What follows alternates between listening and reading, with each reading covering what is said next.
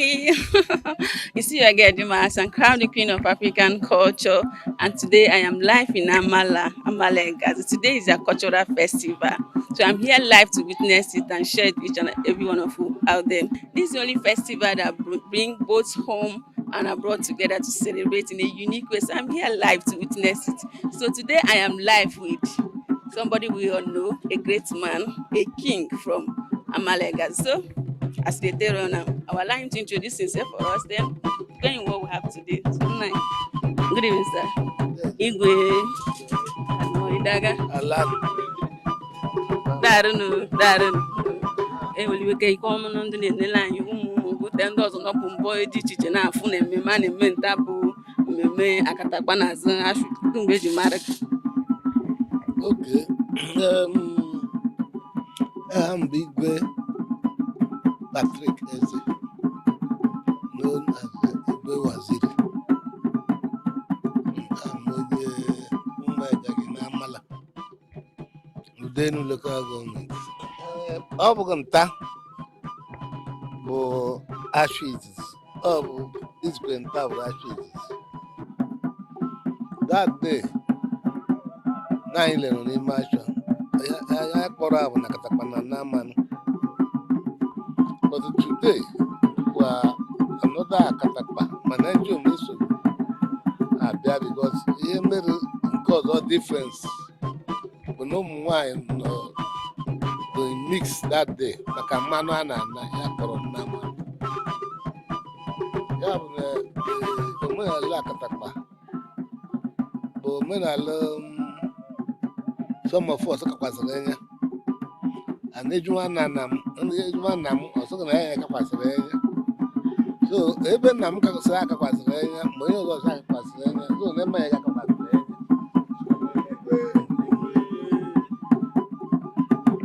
Abịa n'ihe gbasara omenala na-asị gị ọnwa esa naanị iri egba ya bụ ọnwa esa. Gịnị nwere ike ọ na gbasara ọnwa esa na-abịa n'Igbo Amala Band?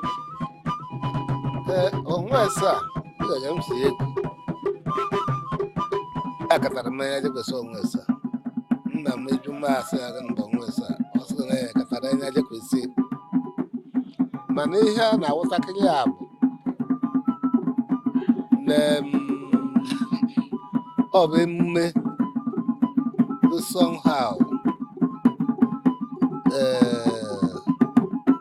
mana ihe m ji akpọ ya ọ bụghị miracle ma ọ bụghị n'ọdụ karịa asịgo.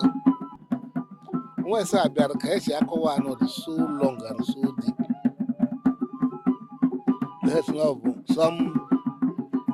this Ezugwu ọ na-abịa abụọ bụ think yes day for yesterday, yes, because yesterday bụrụ ejere ọgọ mkpọrọ Nsụka lele bịara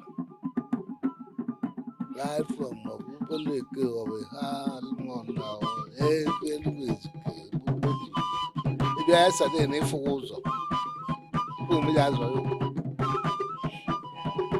Then the story bụrụ that na has na that Ezugwu bịara those days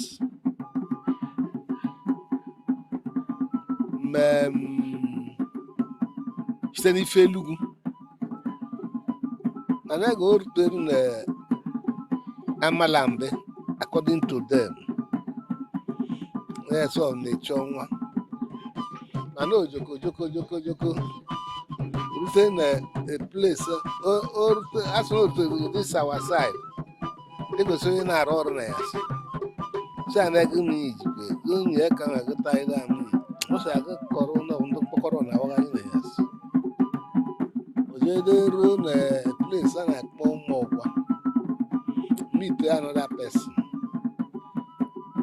Ọ gachara sị aga eshiwe ya na ọsọ ya na-ashikwa efe a ma eji enwecha bụ sọsọ ego mmiri ọsọ ya na nwere mmiri ya gbara ọ nwere eje kọrọ ọgaja ebughị mmiri na-abụ mmiri na obele na kanyere maka nwara o mere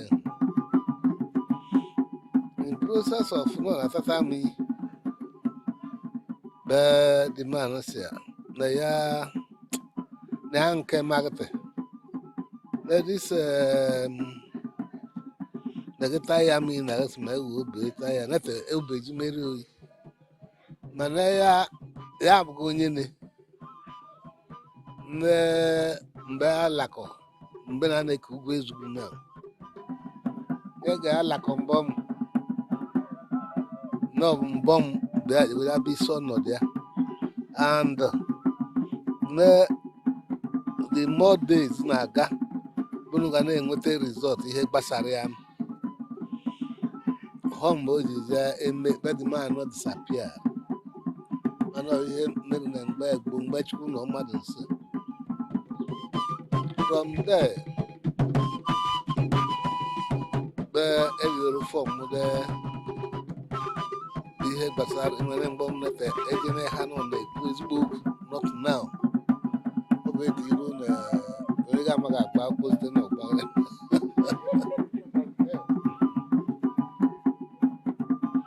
so I think now ya bụ the thing she ebidote mana obidotezuru boshwerize the whole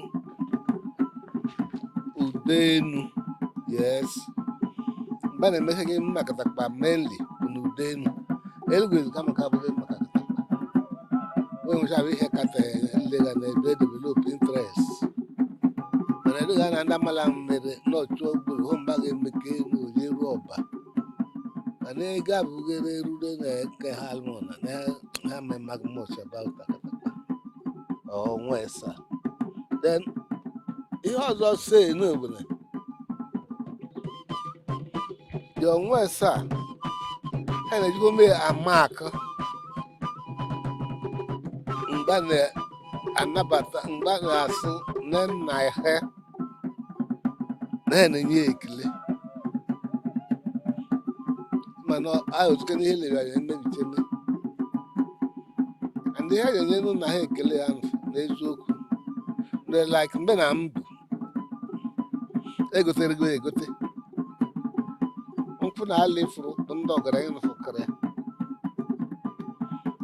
mgbe isete ejekwesie ga na-ayọ ndị ọgaranya nụfumere na ọ bụ ihe dị njọ adịghị nọọsụ ihe pụtara ihe ebido nta ọga na aka eru tenta na ọ bụ ihe nwere ike ịchụsa achụsa again in life. Abịa na mmemme ihe omenala gbasara Akatakpa na mgbe na-abụ na-ebido Amalla bụ na-ebido ọdụ. Yes, Amalla bụ na-ebido every right from time Igbo ya na ndị be anyị mere ọnwa ọzọ n'Obollo-Afor ebido ndị akụkọ Obollo-Afor ndị nke ọba na-ere na ọretọga na ọkọchị wee na-enwe nke but it must start from Amalla. Abịa na ihe gbasara omenala na n'ime ya naanị jọfụ ihe nfụle a na-eme emume anaghịzi n'ihe dị na mebi ịhụ na ji gara mapụta nwaja mana ọ bụghị mainly maka ji ọsị ya na ikike ite na ọnwa asaa abụghị sọsọ ji na so many things ihe niile. abịa na ihe gbasara ya bụ mmemme na ineme ya na ọ bụ mmemme na-ejikọta mmadụ ọnụ a na-emekarị mata inenwe ndị ga-anagalata na ịkọwa na ndị na-esolite ndị gbasara ya bụ omenala iji ejikọta mmadụ ọnụ ibi na ụmụ Chinwecha ha mara ihe gbasara Akatakpa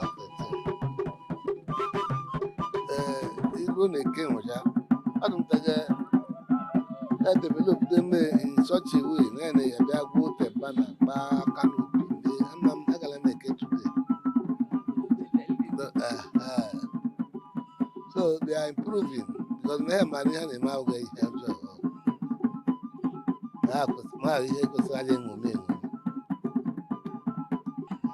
ha nọ gịnị bụ ị nwere ike ịgwa ndị na-esolite gwute ndị ga-ama ji mkpata nle bịa na-akụzikwu ndị na-esolite gwute gbasara omenala nle gịnị nwere ịgwa ha gbasara ya bụ omenala iji ejikọta onwe ha mana ọ bụ gị ihe ọjọọ bụ ihe nwere ike ịgwa ya bụ na nkodobe ndị na-azụ ọbụ nkodobe enwe na-enye na-enwe nri ndị anyị kwesịrị ichi atenshọn n'ihe gbasara omenala bikọz anyị abụghị ndị ọcha. Ụka a na-eje tradishọn nke ndị ọcha n'eme ya na mbụ wale nwere ihe na-eme nke every January na ndị China alị mgbe ha nwere n'ụwa na n'ala ha anaghị eme Krismas. Ndị Muslim na-eme nke ha, so Afrịka kwesịrị ime nke ha. So ọdụ na ndị ụmụchi la mmarụ mgbe a na-edisive na eje ụka nwe ha ma ha labịa manta na ụkọ ma na-eje eje the more you look, the lesser you see. Daru. Igwe. Daru.